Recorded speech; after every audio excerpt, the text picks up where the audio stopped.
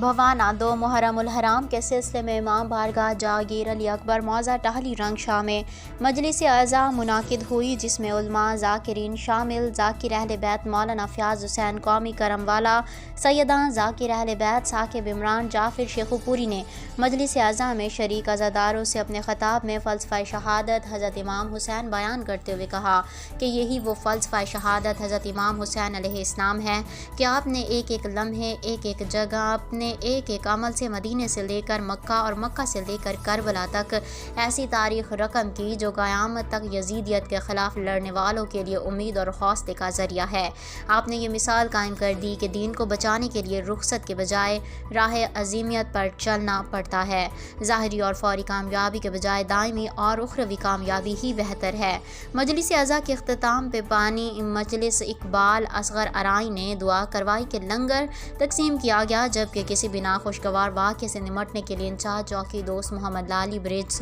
ساجد حسین heard کی سربراہی میں سیکیورٹی کے فول پروف انتظامات کیے گئے تھے۔ رپورٹ قمر عباس افغان، احساس 9 ٹی وی۔